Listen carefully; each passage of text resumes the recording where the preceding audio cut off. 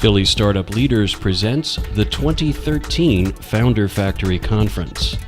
This program was recorded November 21st, 2013 at the World Cafe Live in Philadelphia.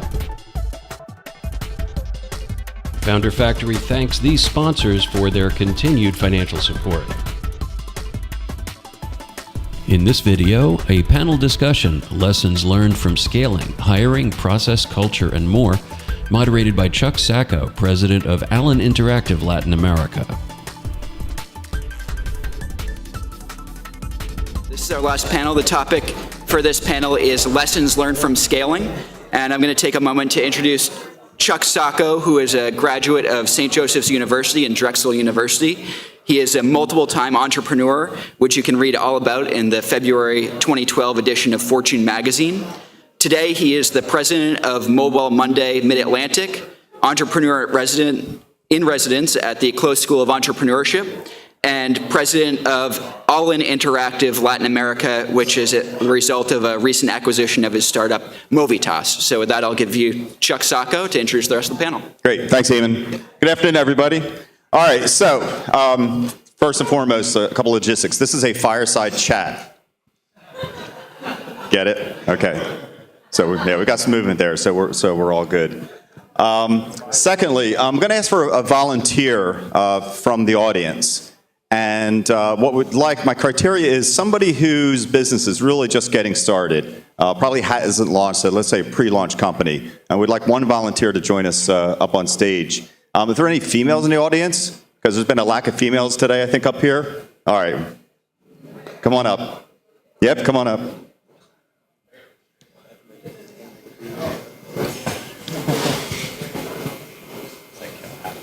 And then we'll get started. So this is the last panel discussion for today. And normally with the last panel, we'd be the only thing between you and beer. My understanding is actually we're the only thing between you and Chris Sierra, his 5 o'clock presentation. So Chris, it's even better than beer, I think. Is Chris in the room? It's all yours. You're in the hot seat, right under the fire. Fantastic. Thank you. Okay, so what we're going to do, we're going to start off with a few intros. The title of this panel discussion is to talk about culture, process, and hiring, and specifically some of the challenges as you grow a company. What do you have to do in terms of dealing with some of those? So what I'm going to get each panelist to do, introduce your name, your company, size of the company, and also just a few seconds about your company culture. What is it today, and some unique aspects of it, and then we'll start to get into some deeper conversations about this.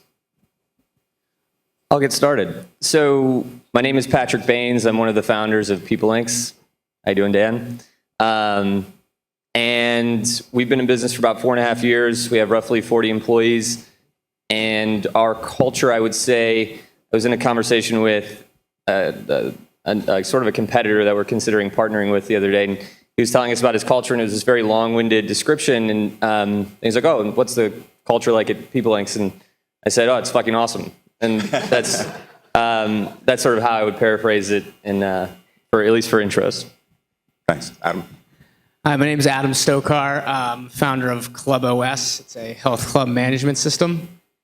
We have 8 employees, an office here in Philly at Seed Philly, and we also have an office down in Austin, Texas, where my partner works with our sales team.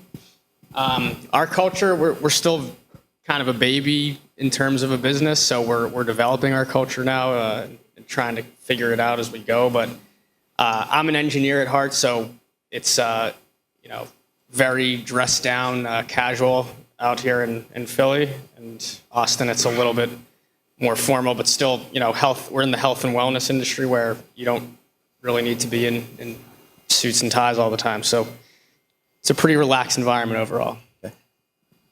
My name is Bilzarian. My company is called Teamable.me, and we're a team forming and hiring company, and we are 4 founders and an intern that I just got today. And our team, the 3 other co-founders are actually in Armenia. They're PhD math developer guys. So I'm here, trying to take this thing to the world. We have an office in Yerevan, Armenia, as well as I just got us one in New York. And our culture right now is much based on on trust and love, and us against the world. Hi, everyone. My name is Vadim Telyatnikov. I'm an entrepreneur and angel investor. To keep things simple for this conversation, I'll talk about the company that I started and sold 2 years ago. It's called LiftDNA. We helped large publishers automate and sell advertising in real time. And as far as culture, just to throw it in, I feel like, and we talked about this before the final, it feels to me a little bit of a buzzword to the point where I actually don't know what it is. But at least to give an answer, when I think about more values or things that are important to you that you want to spread to other people without your company to help your company grow. So for us, maybe the two most important things were detail and efficiency. And the reason is because our number one goal is to make our customers a lot of money. We manage revenue for other businesses, and we want to make sure that we find the most kind of best way to do that. Tom? My name is Tom Kulzer with AWeber. I founded the company and CEO about 15 years ago. We manage email newsletters for small businesses around the world. We currently have about 120,000 small business customers doing all kinds of things. Culture for me is, it's really a blend of when your team stops being employees and you all start being a team together. For us, it's about creating remarkable experiences for our customers and for our team members. And when we can do that, I look at it as a good day. So. Does anybody else have a different definition for culture? And I think that's a good one. And Vadim, you had a couple interesting points there. I mean, what is this term called culture? We do throw it around, and you said the right thing. It tends to be a bit of a buzzword. What is this thing? Why is it important? Anybody interested?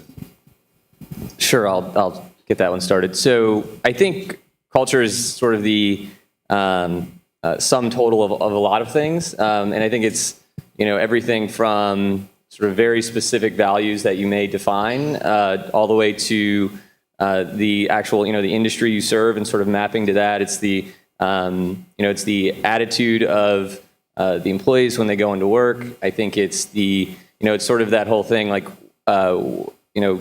I can't remember the exact expression, but like, what would you do if someone wasn't looking? Sort of like your culture.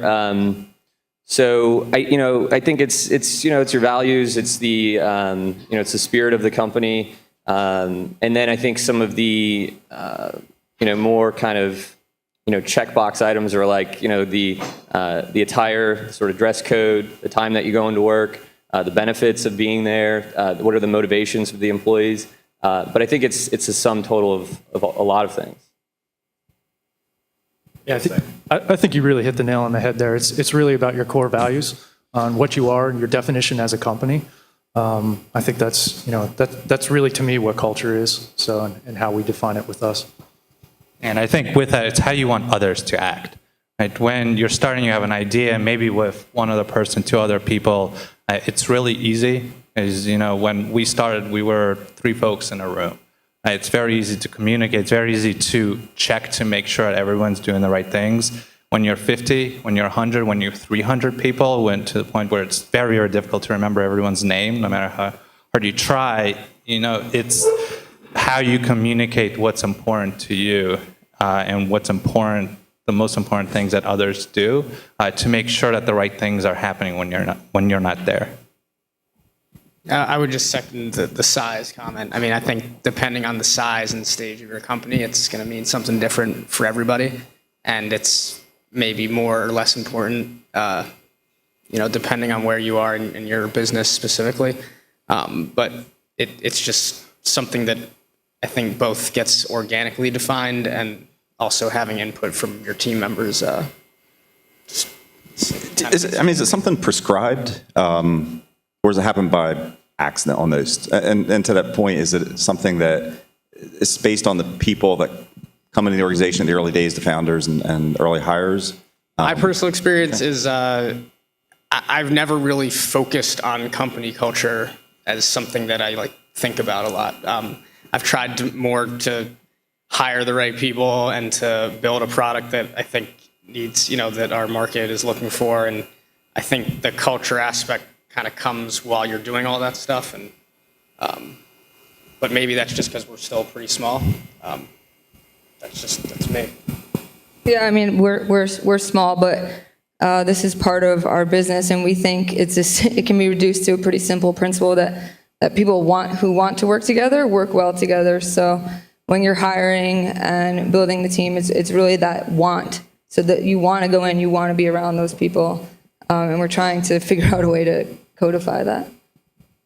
I think that when you're hiring, whether you kind of think about it or not, you're definitely forming a culture, by the very nature of the people that you bring on board. I know one thing that we've experienced over the years is, very much, you mentioned Vadim, I'm sorry, when you're all in the same room, it's really easy to communicate who you are and what you believe in as a team, and to kind of solve those problems together. When you're separated out over a building, as you get to 30 people, as you get to 70 people, as you get to 100 people, I feel like I spend a good portion of my day just talking about those things that are the values of our company. And it's very much one of those things that I spend a lot of the day talking about over and over and over again, because there are those new faces that are coming in, and you want to be able to communicate that to them. And at the same time, their values are coming into the organization. You want to make sure that they're not changing it away from kind of the core that you might want to maintain. But I think it is definitely something that as you'll grow, you'll think more about it, because you'll realize that each individual person is contributing in unique ways to the overall culture. Do you have a document that codifies it then? Do you have something you hand people day one and says this is our culture? We have a set of core values, and it's also just kind of something that we codify in our onboarding process for new team members, that we codify in our handbook. Even before you get there, just our application process for coming on board. Like our application process, when you interview with us, we ask you what your superhero is, what your favorite superhero is, and why. Who's your favorite superhero? My superhero, it was funny, I was actually talking about this at lunch today with some of our engineers, some new engineers, so this is really topical. I'd say Batman, and it's funny because a lot of our software engineers are Batman for the specific reason that he's a normal guy, but he uses technology to create his superpowers. And it's really interesting with if you have software teams, ask them who their favorite superhero is. It'd be really interesting to see how much that lines up. But my experience is almost always Batman, or somebody that is normal but has used like an Iron Man kind of thing. Our interview question was, do you play poker?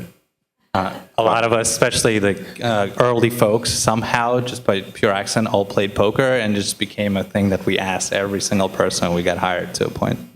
Yeah, we also ask how lucky in life you are on a scale of 1 to 10, and it's interesting. And like no answer is wrong. It's more about the explanation of how lucky they actually are, how they describe that. Laura, who's your superhero? Wonder Woman, obviously. That's funny. So, actually, I kind of made a question for the audience. Who runs virtual companies here? Anybody? Has any of you guys here have had to run a company virtually and had to deal with the culture in a virtual type environment? I mean, it sounds like you have elements of that, right? Yeah, lots of Google Hangouts, but really breaking the tasks into. We're lucky in that our team has very different skill strengths, and so it's pretty obvious which tasks go with which person, and we just make sure to communicate at least once a day, and so far so good. Any other advice on that? Hire good people. Our company was split, so myself and one of my founders was in Philly. The other two were in New York. And the other, I kind of focused more on product. My co-founder here was on operations, and then the CTO was in New York. So what happened is, phones, Google Hangouts, kind of chats. I always had a joke that when we actually get a real office, we would set up some kind of conference room or of TV, but a TV by the water cooler, and a TV by the water cooler in both offices. So if you go get water, it would just be TV, and you start kind of, because I read about these kind of things where culture happens by the water cooler. I forget where it was, or a lot of interesting conversations happen to water cooler, and I really want to figure out a way to do that across different offices. So we'd be have it kind of TV against the wall, and you kind of go and start having conversations. But it worked out. I don't know if I can replicate it working out again, but what was really, really important is contact, where either we would go to New York or the folks from New York would come to us at least every other week, and we would have these kind of full day sessions and planning sessions. And I think that without that, there would just be way too much disconnect over time when we were growing as quickly as we did. You guys have any? Early on, I mean, when my partner lives in Austin, and we had to do everything virtually. And we actually developed our entire product through Google Hangouts and calls, and it just constant communication. I don't know if it necessarily matters if you're physically next to each other or not, but you need to constantly be talking to your partners and the people that are making decisions, so you're on the same page, and you don't assume anything, and you just have to keep those lines of communication open at all times. Yeah, I mean, I think there was a point made that, and I think Adam had a sort of, in the sense that he's not thinking about culture so much right now, and when you're getting started and people are sort of working from their homes, at that stage it's really just about getting things done, I think, and there's so few people that there's kind of an unspoken or an understanding about what it is that you're trying to do. But I think when I sort of had a point of friction with Nathan, the other founder of PeopleLinx, was we maybe had 4, which happens from time to time, but we maybe had 4 employees or 5 employees or something, and I burn the candle at both ends sometimes, and so I will just come into work at 10 a.m. if I need to, another hour of sleep, and that'll happen from time to time. And he was really like, I'd had a little bit of a crazy week, and it's usually for, entertaining clients, that kind of thing. But I was sort of realizing that I was setting an example for some of the other hires to sort of make them think that, well, Patrick can go out and do whatever he wants and, leave work at 2 because he's, hungover or coming. And so my original response to him was, I've never fucked up anything in my life. Like, tell me one thing that I've dropped the ball on. And whether that was the right response or not, that's where you get to a point where other people start recognizing what you're doing as a leader. And I was talking to a guy like a week ago who said, no matter what he's doing at work, and actually I'm not going to call out who it was because I think they're here, that if he comes in at 7 and leaves later than everyone else, everyone stays later. But if he leaves early, everybody leaves. And if you want to make yourself known, it's Brendan from Cloud9. But it's that kind of thing where people really do pay attention to what you're doing, and if you're working harder, you're working later. I think that will affect your culture and affect your team's behavior. I can actually identify with the story that you just told. The first guy. The hangover or the? No, not so much the hangover part, but not on camera anyway. But the first guy that I hired for our customer solutions team was a friend of mine.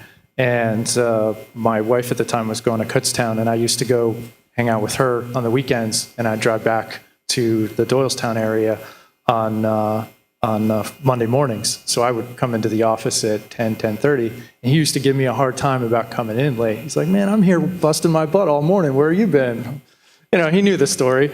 But it was very much that lead by example kind of thing when it comes to the overall culture. And it may not necessarily be you as the company grows and gets bigger, but I think that leading by example and all of your team members kind of leading by example, because there's an implicit approval when certain things happen week after week and no one ever says anything or no one does anything different. For every new team member that's coming in, it's like, oh, it's okay to cut out at that hour, or, oh, it's okay to not unit test my code, and all of those sort of things, that it's just that implicit, that implied, yeah, it's okay to mess those things up. So kind of leading by example across your entire team, I think, is really important. Actually, something struck me thinking about is physical space. So we talked about virtual teams, but the physical space that you guys have been in and experienced, how important is that to culture? What does it influence culture? Does culture influence the space that you pick? Give us some insights there. I love that question. I think there's a strong connection between the physical and the mental and everything we do. Like if you, wake up and if you're working from home and you're like roll out of bed and you don't sort of go through a routine of getting ready, like you're still going to feel like a bum on Saturday, kind of.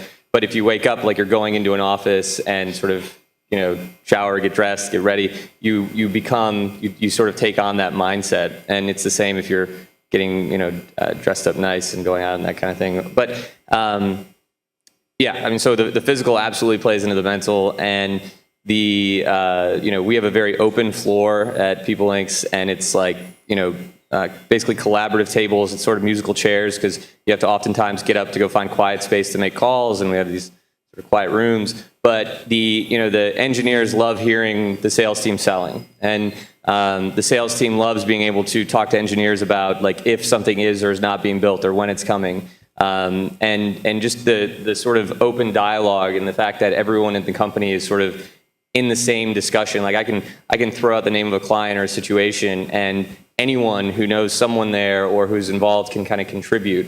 And so I think it does a great deal to bring people together when you have sort of openness. And I have friends with some older school companies that have this sort of opposite scenario where they've got this, very cubes and walls, and now they're trying to sort of go to what is, I think, a more modern trend. I think tech certainly started some of the more sort of open seating, collaborative, working together environment. But I think a lot of companies are trying to do that now for the benefits of some of the things I just talked about. I noticed a total change in my daily routine when I was working out of my apartment versus working in an office. It was hard for me to stop working before I was in a physical space, because, in the middle of the day you could just start watching TV and, lose 2 hours, and then you're like, oh, I'll just make it up after dinner. And now that we're in an office, which I'm at Seed Philly, like I mentioned, which I highly recommend co-working spaces now. They're great. Contact Brad Denenberg if you want a desk. But it's so nice to have that routine. Before I was working at a logistics company, and I really didn't like the routine. I was like, oh God, 9 to 5, here we go. But when it's your own company and it's your people that are working for you, I think it's really nice to have somewhere to go. Do you think even though in an incubator it's a little bit tough to get a real grip on linking the culture in a space? Who's here in incubators? Anybody? Incubators? Yeah. I mean, any sense, is it easier or difficult to establish culture right now? I think if you're a driven founder, you're going to just hustle no matter where you're at. I built the company that I have now, we launched in 2021. I did this all the time. I built it in Egypt. So I'll hustle whether I'm here, there, anywhere. Give me a space, awesome, no problem. But at the end of the day, it's like, in fact, it was actually hard for me to transition into a physical space. So my experience has been a little bit different. I'm very comfortable virtually working from home. I'm actually more productive that way. So that's pretty much. Interesting. What else do you guys think? I feel space is definitely important. To me, I feel like good space can inspire and give energy, and a bad space can take it away. And again, this kind of tied to culture. I feel if it does that to me, it most likely will do it to others. So for me, when picking spaces that I feel kind of energy when I walk in, kind of getting that first impression is really important, because then a lot of times I tend to get that every time I come in, like every time in the morning, and that's kind of that little extra boost, maybe just a little bit, but when you have a lot of things to do, I think it makes a difference. Yeah, we actually just moved into a new headquarters in December last year, and we spent a lot of time thinking about the space and how the team is going to work and use the space, exactly how it's going to breathe life into the team, and it becomes really a point of pride. It's really funny that how many of our team members bring their family members and other folks by just to tour them through our space. From a working environment, we have stand-up desks, rolling desks, like they're all on wheels. so that, even instead of the musical chairs, like from day to day, week to week, I literally have no idea where anyone is in the space sometimes. I feel like we need GPS beacons on people to be able to find where somebody might have moved. But depending on projects that they're working on, they can roll around and be somewhere else completely different in the building from week to week or even day to day. So that's really, really, really, I think core to how we've built things. We don't have individual offices for anybody other than accounting and HR roles, just due to various privacy conditions there. But other than that, everyone sits out in the open, myself included. I sit over by our engineering teams, our operations, our head of operations. He tends to migrate around from our engineering teams to our CS team to our marketing teams. He's kind of all over the building all the time. So works really well for us. So one counter to that could be for certain types of individuals, especially those people that are introverts and need that kind of quiet thinking time to be productive, that the trend to the open plan is actually detrimental. Anybody have thoughts on that? Yeah, I have a lot of thoughts on that. Like I notice a lot of the the hardcore data scientists on our team or the back end guys, like they really work well. Maybe it's just the two of them, and they're away from the rest of the team and the business stuff. And so, I mean, my approach so far is just ask people how they work well. I mean, it's not practical when you're at your size, but ask people how. Most people know how they work well. How do you prefer to work? And try to set it up so that most of their time is that way, and then the other things that need to happen for the business. But it's interesting because my team is in Armenia. We're actually building. It's neither a co-working space nor an incubator, but we've taken the other startups that have complement. So our team's strong in data science back end. We've taken companies that are good in front end, and we're gonna all co-locate in a way where we can help each other. But it's not like I was in the co-working spaces in New York, and it's not like this environment where people are. This might be controversial, but they're kind of playing startup, right? They're talking to everyone. It's a party. And whereas this, to me, the way we have in Armenia is very focused and a bit isolated, but we get a lot done. Yeah, I mean, there's a bit of danger to what we're saying that the prescription is, I'll be controversial, kind of young white guy office culture, right? And you have to be sensitive to other environments and the kinds of people you're bringing into them. So, okay. I've been remiss about questions. So, talking about kind of startups, establishing culture, office space. So, I have some questions before we maybe move on a little bit. Talk about process and hiring. Questions? Nobody? I think back there. Okay. Yeah. So you just, I guess, I don't know if this falls in with like hiring and what you're going to talk about next, but you just talked about like, sorry. Okay. Hi. Like young white guy culture. Can you guys talk a little bit about? Do you make choices based on hiring for like diversity for the sake of culture? We're at 115 folks now, and there's definitely, a lot of young white guys.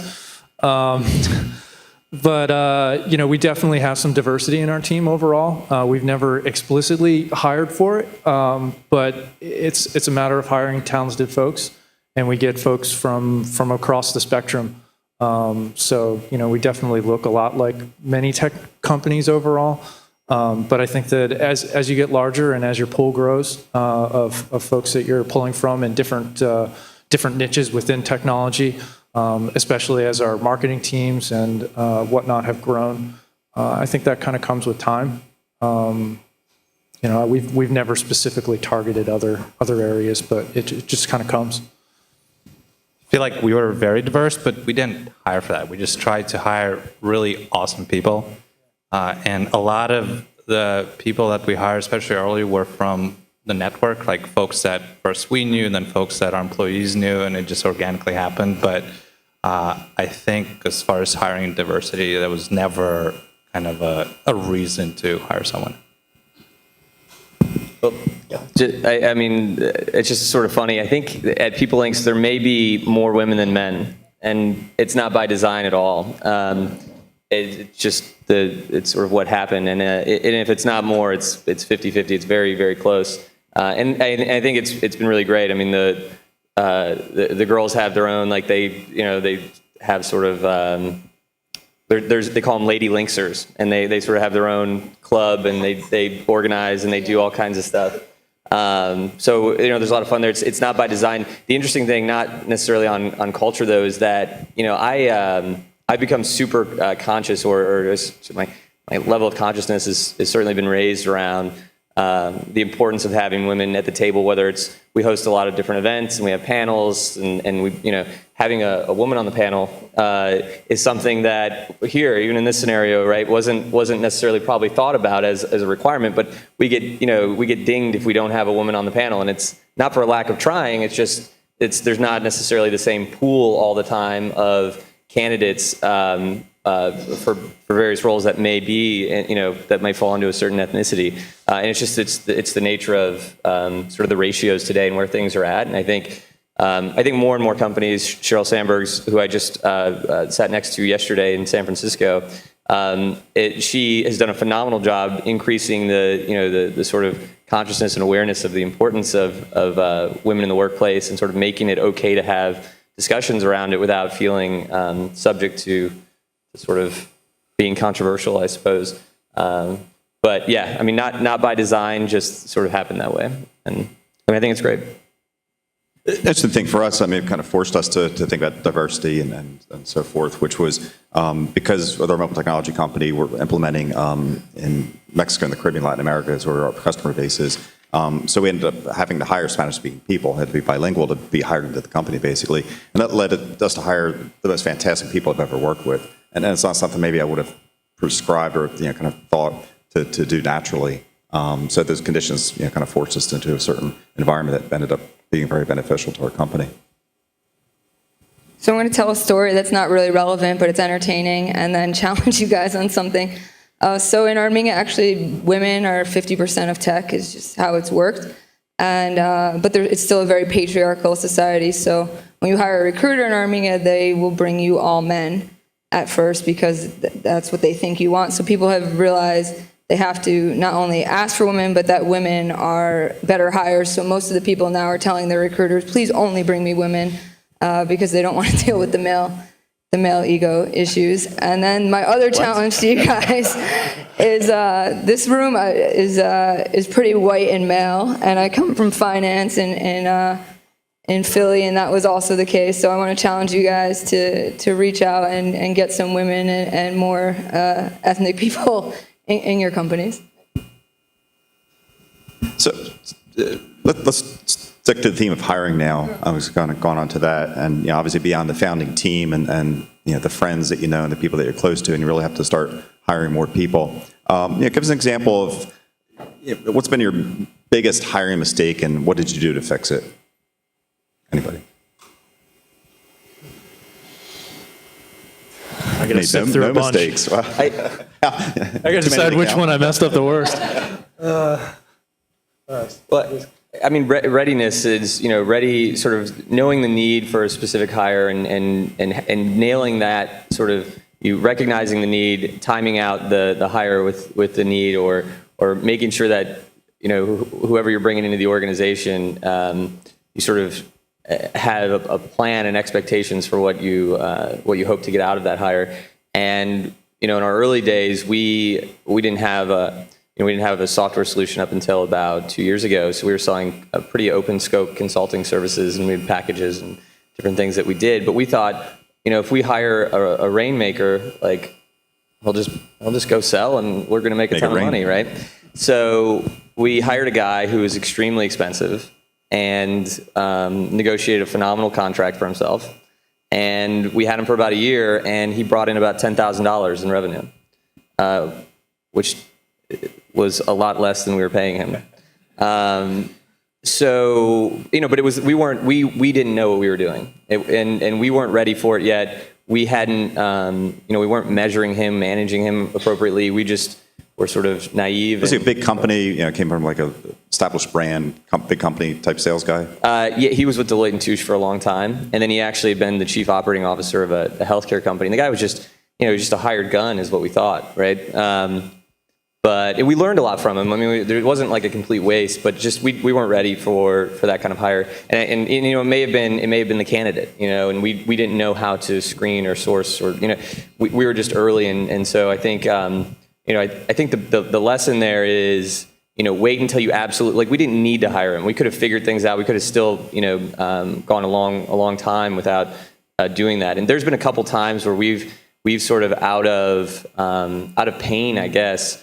You know, done things, spent money, you know, raised capital, or done things to sort of alleviate pain. And at the time it was, you know, we want more muscle on business development, and we'll pay whatever it costs to get it, because we've been winning big contracts. And so it seemed to make sense. And so we were eager to hire and sort of pulled the trigger.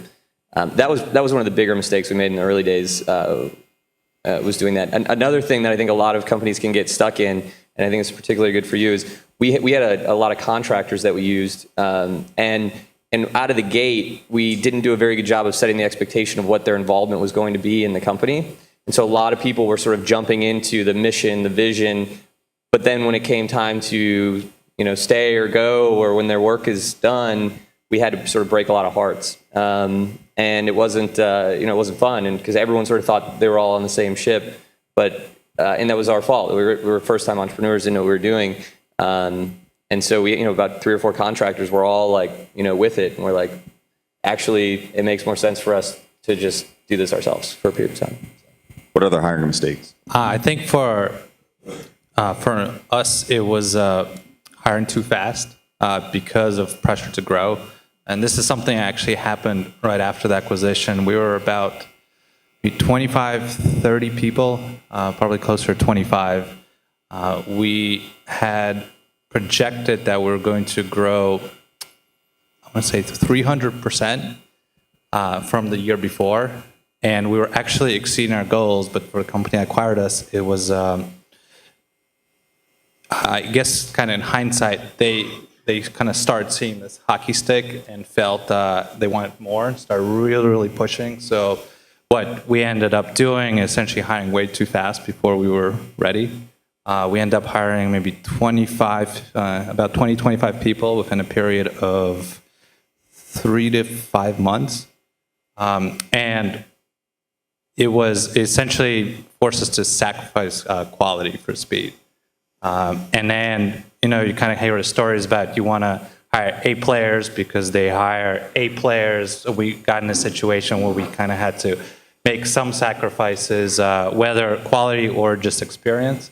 And it led to just way too quick growth, teams that weren't quite functioning well enough, and it just caused a lot of problems. In terms of how we ended up fixing it, unfortunately, we didn't fully. It was not the only reason, but one of the reasons that I feel like the office closed here in Philly. What the acquiring company did is split some of the team up between the office they had in LA and New York. Was personally very difficult for me. You know, a lot of these folks I hired, I nurtured, you know, kind of took them from the acquisition, and then I think a year later, we essentially had to have some fairly difficult conversations. But the way that that's the way the company handled it is split the team. Through that process, you know, a certain percentage of folks got offers to move, essentially the best, and others, I spent a lot of time trying to help transition. So you said you doubled your team size in a 3 to 4 month period? Way too fast. So kind of looping back to your culture conversation to begin with, how did you think how did that affect the overall culture, the kind of the vibe in the office? So for me, it shifted from me being very involved on a lot of projects to spending more time where I felt like managing. It's hard to, a lot of other reasons that happened is because of the acquisition.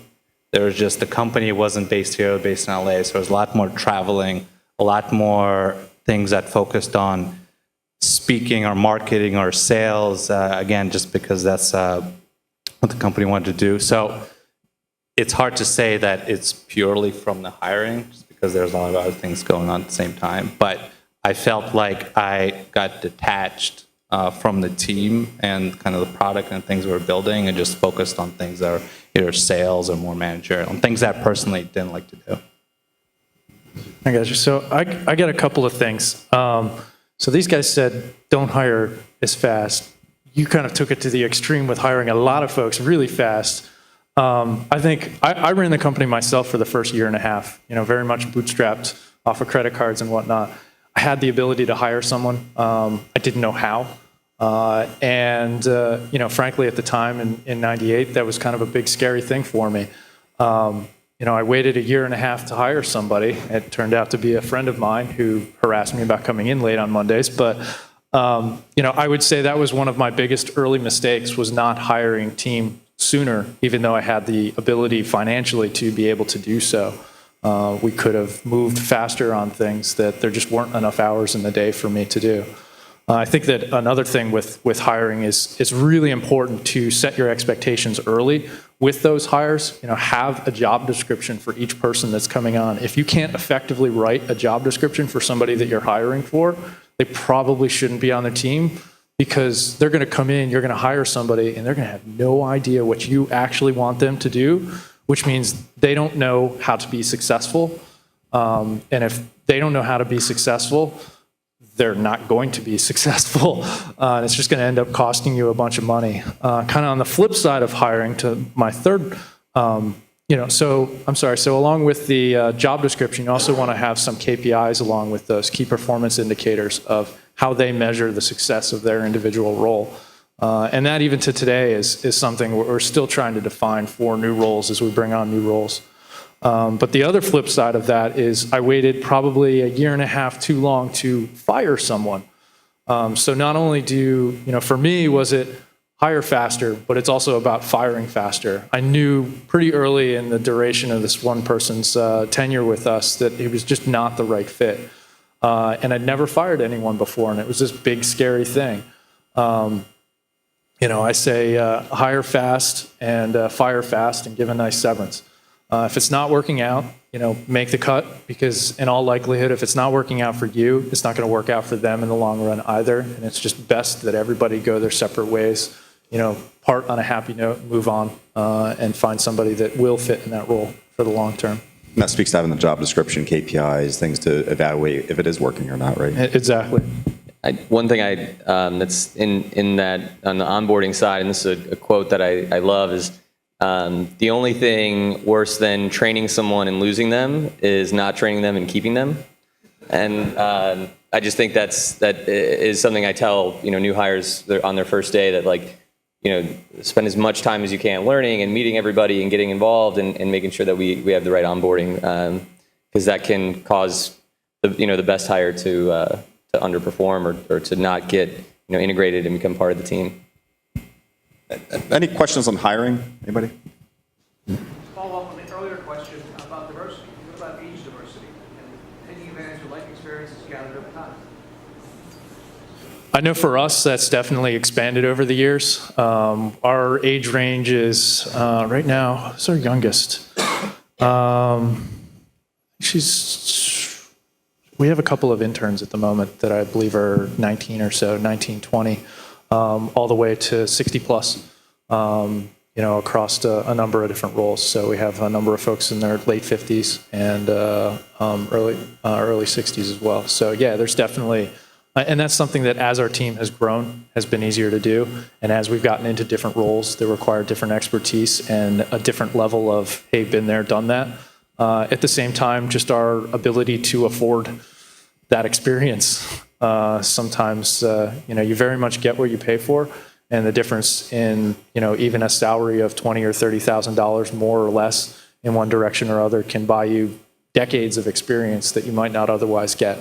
And I would definitely encourage it. So, I look at any new key hire as, if I'm personally sitting in on an interview, if I haven't learned something from that person, and not just about them, but if I haven't learned something about the topic that I'm hiring them for, the role that I'm hiring them for that I didn't previously know, they're probably not that subject matter expert that we're really looking to be able to push it forward.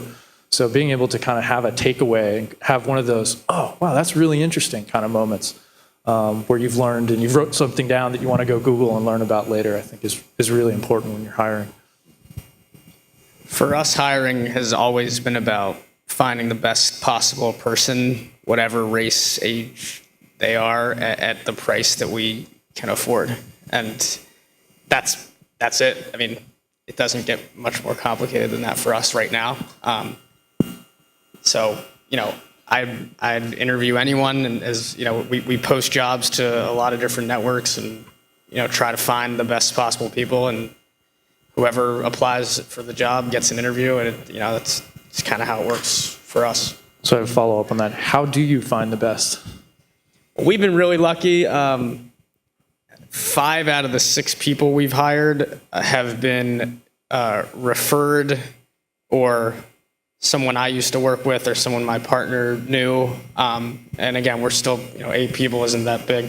One of our hires, actually, my wife who works at Moderator, they didn't hire this person, and my wife emailed me like, you got to get her. She's awesome. And she's working with us now. So it's been a combination of luck, and mostly luck, and just happening to come across people. I've been working with a bunch of recruiting companies in Philly, and it's really hard for me to pull the trigger on the people that I met through those recruiting firms, because the people that are giving you the candidates don't always know exactly the skills you need, just based on a job posting. And you also have to pay a pretty hefty fee, and when you don't have a lot of funding and a lot of money, that kind of comes into play too. So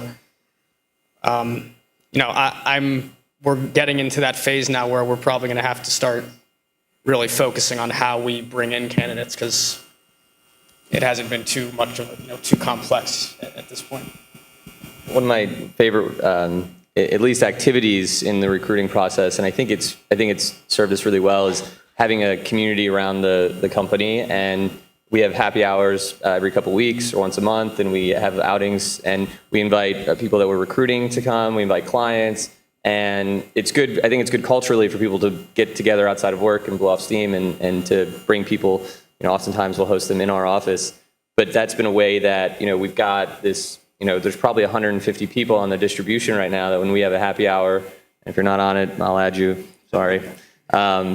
We can just sort of send out a calendar invite and tell people, and if 20 or 30 people show up, it's great. And even if they're not the people we're trying to hire, they're engaged with the company, they know what we're working on, and we can share with them sort of the roles that we're looking to fill. But sort of having a community around whatever you're doing is something that we waited too long to do as well. I didn't even think of it as a concept until about a year or 2 years ago, and I'm a fairly social person, and I was like, I can do this. I can meet people, I can bring them into what we're doing, and don't need to sort of silo the business, and I think that's been really helpful. What are the questions on hiring? You need to hire somebody. How long do you sit on that position and try to find that this is the right guy? And also, you said that you hire fast. I think there's a question on America if you hire people. How long do you wait until you see that if this mentoring is not working, or fix it or not? Then you hire. Sure, there's definitely a lot of variables that go into deciding whether or not you're going to let somebody go. You definitely want to have a performance plan and figure out. It should never be a surprise.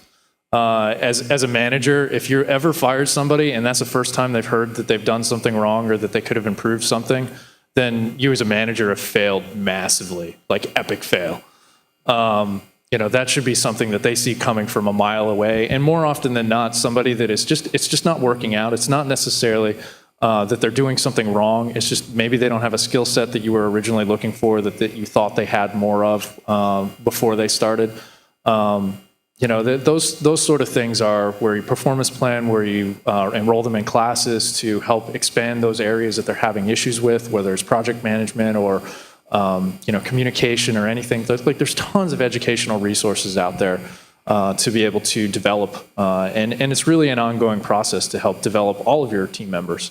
As far as how you specifically decide or how long you wait, it very much depends on the specific scenario on why something's going on. You ever had scenarios where you brought somebody in and you thought they were good for this role, And what you found out is they're not really good at that, but they're really good at this, and you've managed to transition them and kind of keep them, but kind of put them into something they're really good at?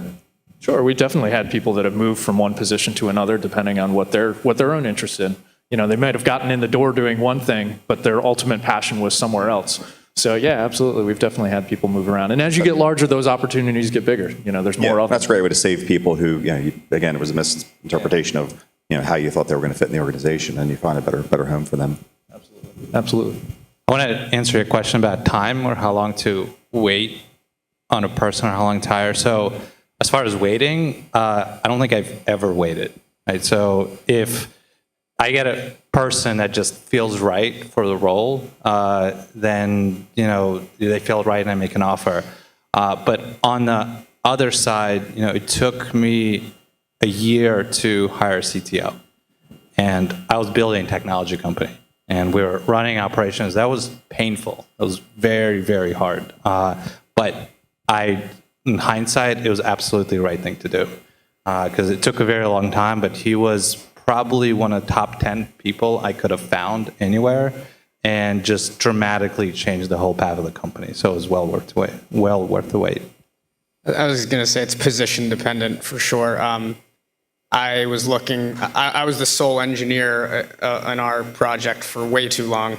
And finally we had enough money to hire another senior lead guy who was going to take a lot of the workload off me.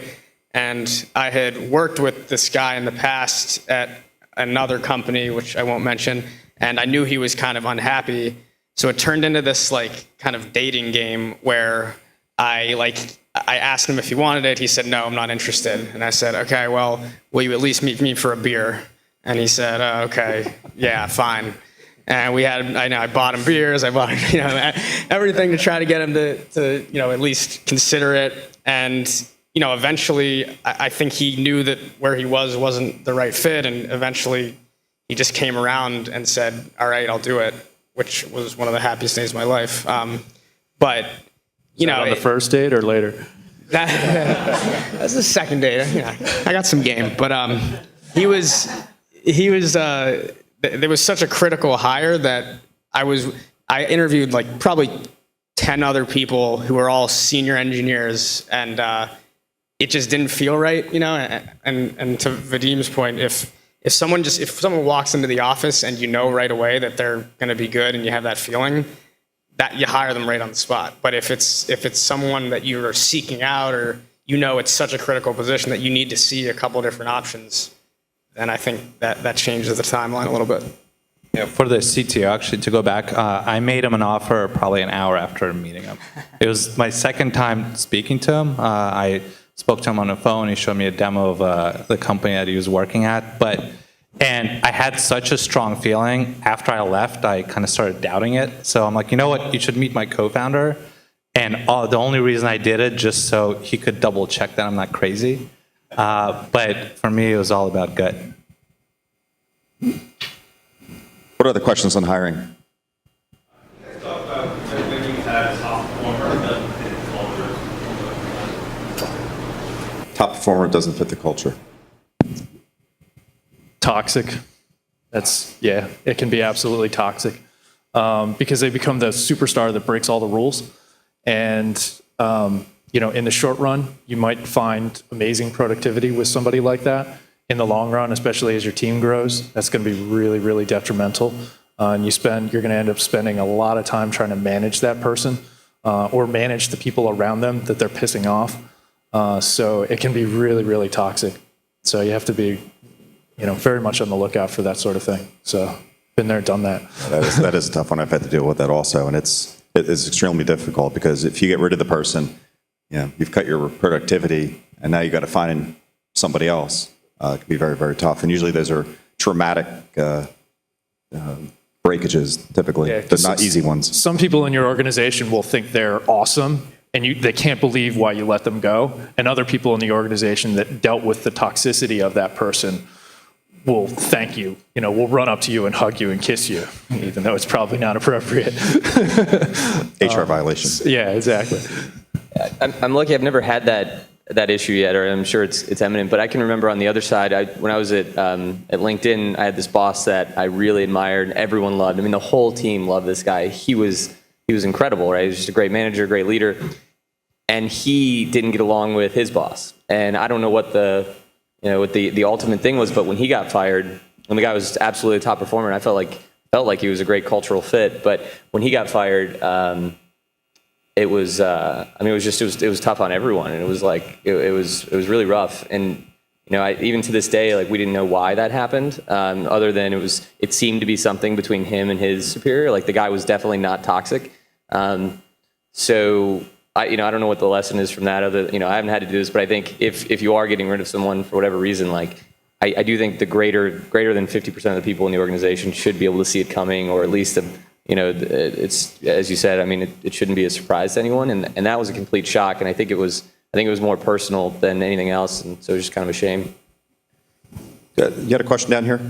Yeah, it was, at what point in the life of your company do you start looking at, rather than outsourcing professional services, that you start hiring, if your first topic when you're becoming competent, sorry about the question. So the question is, at what point do you outsource some of your accounting or your CFO position or other pieces, and then at what point do you bring them in? Yeah. I can share with you guys what we've done, and I think some of the other startups are doing something similar, which is part-time CFO until I think until we probably get to 75 or 100, sort of from a body count, when we have a need to have someone more in-house. But a lot of we haven't needed to be too strategic financially yet. On certain things we have, but not on an ongoing basis. And so we have a guy, CFO, that comes in 3 times a week, and he's available pretty much all the time to help with us. And that model's been really great, and I think it's something that will continue for the next year or two. Now, transitioning from contractors to full-time hires was awesome. I mean, that if you're really a bootstrap company, you're just sort of using contractors here and there, and then you can finally have one of those people not just working on. I think there's contractors have a cost, right? They don't get completely dialed in on the business. They're not vested. They tend to serve a really great purpose, but it's kind of in a box. It's like, this is what I'm trying to accomplish. But when you can bring that role in-house, and I think it'd probably be true too of a CFO, you start to get all the benefits of sort of 360 degrees of that function, aligned with your business, and ingrained in the team, and learning all the sort of key things that are driving your success. And so I think that there's a lot of value in outsourcing, and I think with the right partner, it's something that you can do for a pretty long period of time. But there's tremendous value when you can bring that in-house.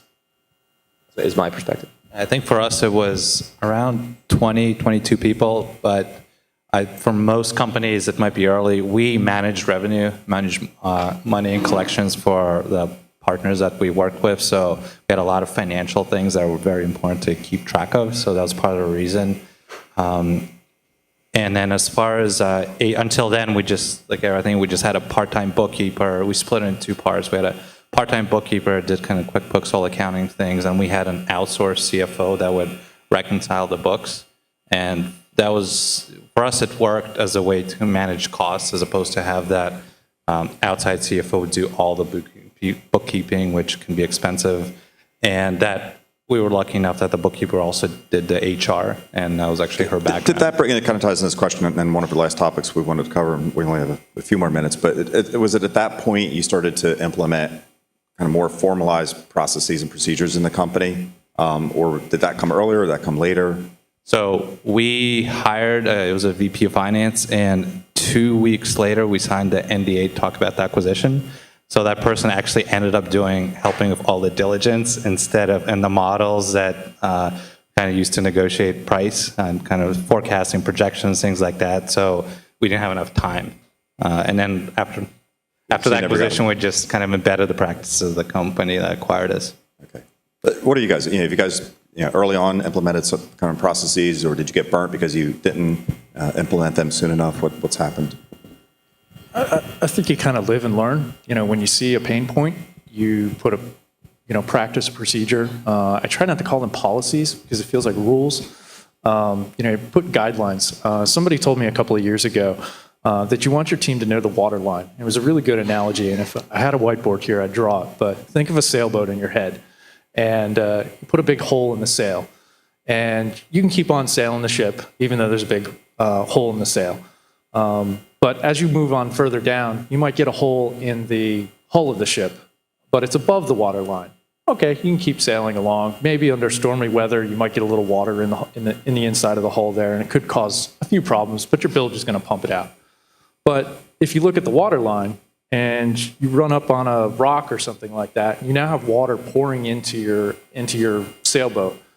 That's something where your team needs to, have procedures to be able to know when that is going to be a problem and when they should seek assistance from someone else, whether it's coming to me or whatever their manager might be in that department. But just kind of having, and that kind of goes back to kind of full circle about your values as a company, kind of knowing the culture and how to make decisions on their own, how to use the culture to make those decisions on their own, and to know when they're going to have an impact that might have really significant impact on the overall health of the business. So that kind of know the waterline analogy is something that I use a lot, that I found really helpful. Smart.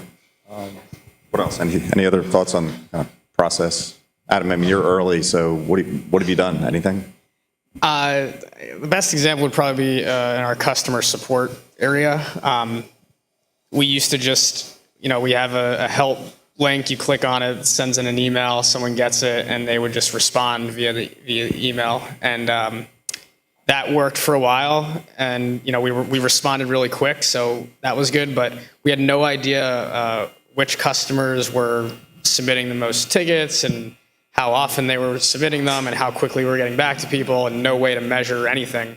So we finally realized we needed some kind of help desk system put in place. Showed our customer support people exactly what they were supposed to do, have a daily check-in meeting with them at the end of the day. So that kind of just grew organically when we realized we needed to be paying attention to it. Kind of, yeah. When I had out of necessity, right? Yeah, exactly. Yeah. So. All right. Any more last comments on it? We do need to wrap up here. Process. So I think for us, kind of going back to the when you hire different roles. We actually just hired our HR director about 4 months ago. So we were about just over 100 team members at that point. Myself, to this day, we still keep track of all of our accounts payable and that sort of stuff with the vendors in QuickBooks Enterprise. We've graduated to the Enterprise multi-user setup. But our financial setup is pretty straightforward. So we do that. We have our own custom software for managing payments from customers themselves, the recurring payments that we do there with credit cards and such. But that was really easy, and we didn't hire a CFO until about 2 years ago, and I actually did all of our accounts payable up to that point. And for me, it was a real issue. That was probably the biggest thing that I've had a hard time letting go of is the dollars, the day-to-day action of the dollars, because I looked at it as I understood when there were dollars coming in, and I understood every dollar that was going out, which made that math, very often people look at entrepreneurs as some sort of like rocket scientists that you've built this company. It's like every step of the way, it's like, well, I don't know how to do that. Well, you go figure out how to do that. That's the whole point. You're doing something that other people might not know how to do, or that there are experts, topic experts out there that you can hire to do those things. But for me, being an entrepreneur and being a business owner, it's really simple math. Dollars in, dollars out. Make sure they're, in the end, they're in the black. You want positive numbers. That's how you run a successful company overall. But taking on those additional roles that you learned that you didn't know before, it kind of speaks to early stage entrepreneurs. Being versatile is probably an important trait to have. You probably need to be able to go pretty wide, maybe not real deep, but you need to go pretty wide. I actually had, I was in a meeting yesterday and somebody asked me to describe my role as a CEO. And strategic planning, all the CEO like BS. And I was like, everything, and I basically put a big asterisk on the end of it. And it was basically everything that no one else does. Because at the end of the day, if there isn't somebody else that it's their specific job function, it's going to come back to you in some way or another. And it's about how you kind of divide those out for everybody that's going to make your team successful. Thanks, Tom. Any parting comments before we wrap up here? Last minute thoughts? Thank you, Philadelphia. That's it. All right. Thank you, everybody. Appreciate it. We hope you enjoyed this program from Philly Startup Leaders. For more information, visit phillystartupleaders.org. This program is a production of Professional Podcasts, a division of the Lubetkin Media Companies in Cherry Hill, New Jersey, on the web at lubetkin.net. If you'd like to purchase DVDs of Founder Factory programs, visit our online store, lubetkin.net/CubeCart. For everyone at Philly Startup Leaders, this is Steve Lubetkin. Thank you for joining us, and take good care.